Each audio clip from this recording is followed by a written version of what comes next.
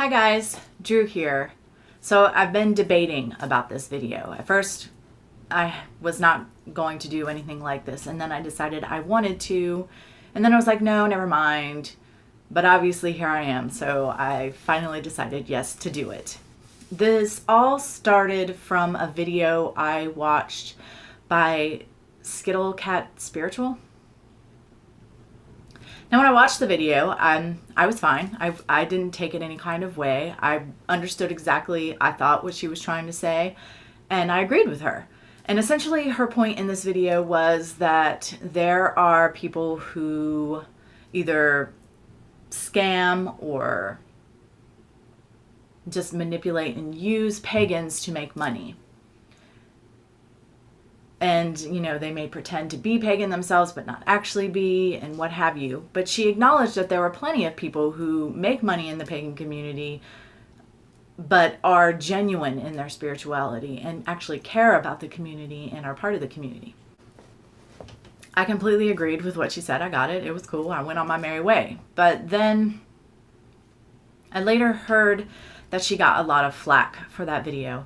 A lot of people, it seems, were very upset and offended by what she said.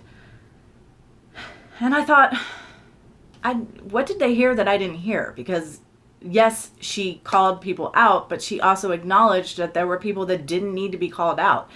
And so if you're one of those people, like I consider myself to be, that doesn't need to be called out, you shouldn't have had a problem with it. So I thought, as a pagan who makes money off of pagans, maybe I should do a little video kind of coming to her defense. But when I thought about it, I thought it was kind of ridiculous. Skittle Cat doesn't need me to come to her defense.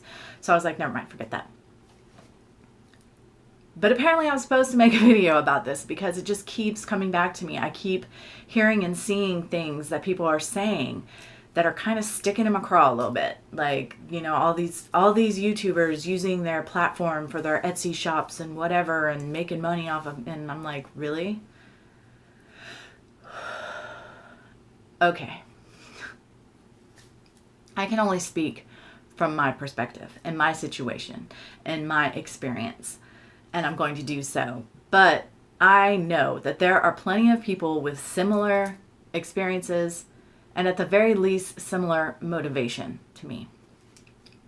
2007, my husband and I began making our hand-molded candles. We have sold these things in different platforms throughout time. At that time, you know, I was working in that metaphysical shop, and for several years, we sold them out of the shop. The line, we started with just the candles. We brought in other products, some we let go, some we continued with. The line has grown and changed, and I believe it will continue to do so. After I left that shop, we mainly just, it was word of mouth through friends, to friends or friends of friends. We had a customer who moved away, and she would order from us because she loved our stuff so much, and she's a teacher, and you know, she teaches witchy stuff, and one of her students really loved our products that she saw she had, so she started ordering from us and is now a regular customer as well. We would also set up at events, vend events, and sell our product that way. In 2016, we decided we would open an Etsy shop. It was in October. From October 2016 to October 2017, a wonderful thing happened. Our business finally became able to sustain itself. For the first 9 years of our business, we lost money. We didn't make any money. Yes, we would make money on product, money would come in, but we were constantly putting out our own money to make product. Because again, we were figuring out what we wanted our products to be, how to make them, how much to charge for them. That's a hard one. And honestly, I have a friend in the next county who owns a little witch shop, and she has been in business for herself for a very long time. And she called me one day and asked me, are you charging enough? She was really genuinely concerned for me that I was putting myself in the hole with my products. And I'll admit, with some of them, I charge just as much as I have to, because I myself am a person who now and never has had a huge amount of disposable income. There are so many things I'd like to do in the local spiritual community, so many classes and just activities that I cannot be a part of because they're being charged for. Now, me and my friends, we get together, we do our own stuff for free. But there are so many things I would like to do, be part of, or to have, but I can't because I don't have that disposable income. So that's the place I'm coming from when I'm making my product. Like, I want people in the same situation as me to be able to afford my stuff and use it. The point basically is, this business is a passion for me and my husband. This is my baby. I have put blood, sweat, and tears into this. And if it wasn't a passion, I would have quit doing it a long time ago, because we have yet to make a profit off of our business, and we've been doing it for 11 years. Like I said, fortunately, at this point, it is sustaining itself. Getting on Etsy was the best thing that we could have done.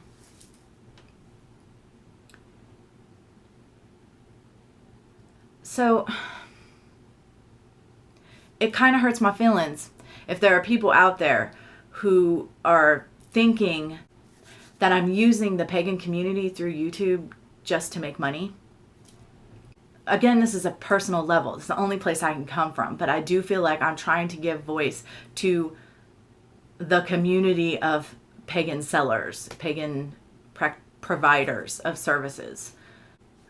I stated very clearly in my first video what my intentions were for my channel. And I mentioned that I would be promoting my product. But at the same time, no one else is going to believe in me and to believe in my product if I don't. No one else is going to go out and sell my product for me. I have to do that. But whether it be tarot reading, giving some kind of psychic reading, or, some healing modality, or providing products, there are many, many people who are doing these services from a place of genuine, sincere, spiritual passion and love. And that is a beautiful thing for the community. There are always going to be people who have the wrong motivations and who are insincere and are only out for themselves and may not even be part of the community they are trying to get money from. That's always going to happen. I can walk into any dollar store in the area I live in and buy a ton of Christian paraphernalia. There are always going to be people trying to make money off of other people. And I sincerely hope that I make profits off of my products one day, that my business is very successful and that I make good money off of it. And I sincerely hope the same for anybody else who comes from a pure place of sincerity and what it is they're doing. For me and my husband, making our products, we love our products. Our friends love our products. We love to share. We get so excited when we see people enjoying our products. We are so passionate about sharing this. It is a way to connect with our community and to feel like part of a bigger entity.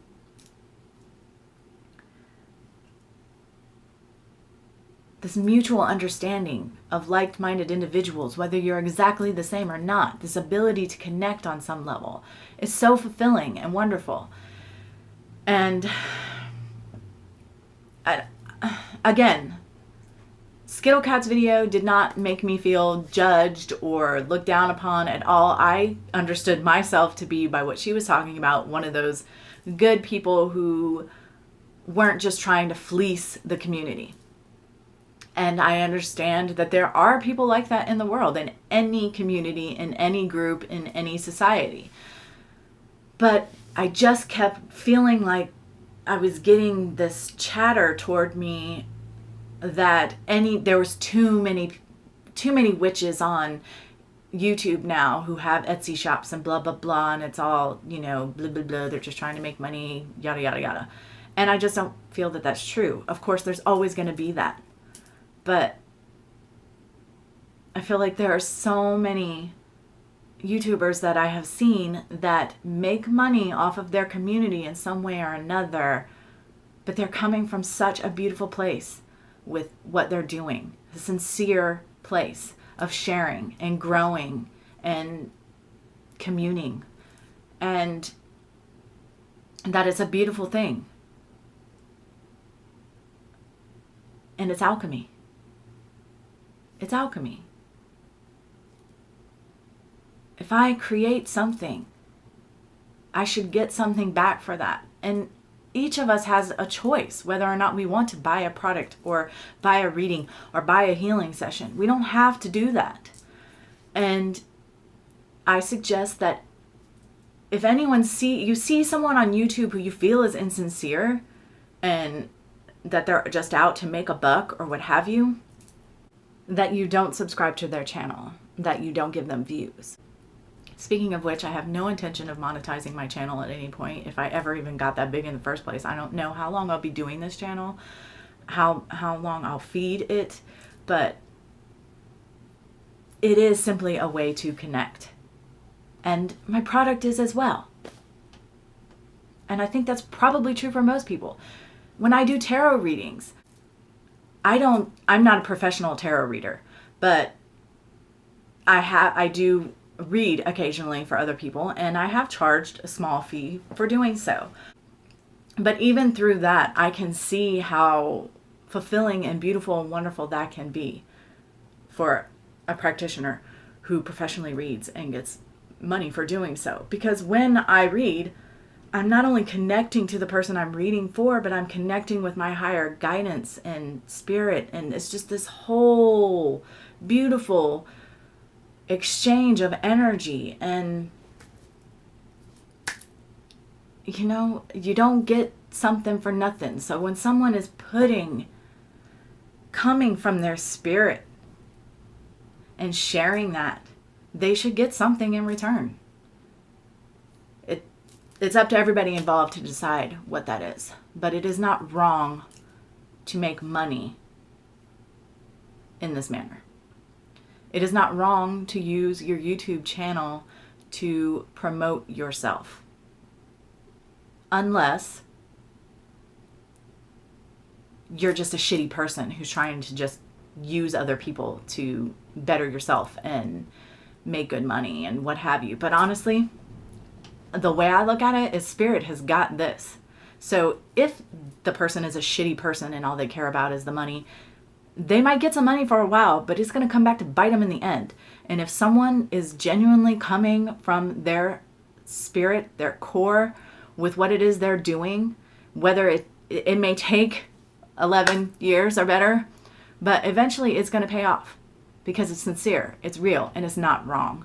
And the idea that there are people maybe out there judging me harshly because of this, it kind of hurts my feelings. But at the end of the day, I know where I stand.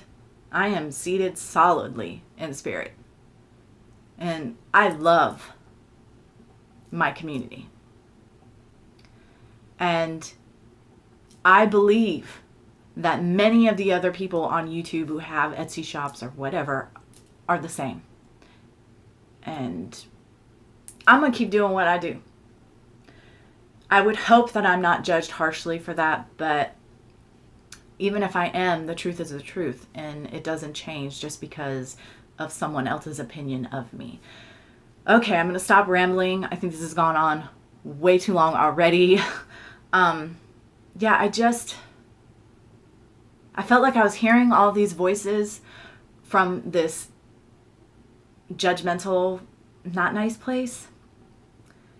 And I just wanted to stand up for myself and for other people like me and say that it's okay to make money from a place of spirit. If you do it the right way, you have the right intentions, and it's about sharing your passion, making spiritual connections with other people who think like you, there's nothing wrong with that. And there's nothing wrong with promoting yourself on your YouTube channel.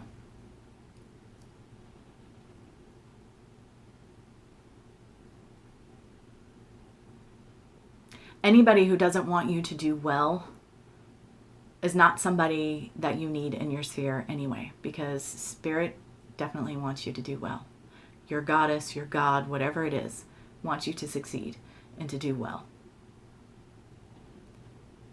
And to use every tool at your disposal to do so, as long as you're doing so in a loving, sincere manner. So yeah, that's my 2 cents on the topic, and I don't know if anybody cares, but I really care. So thank you for listening, and I love you all dearly. I'm very grateful for my little community on my channel.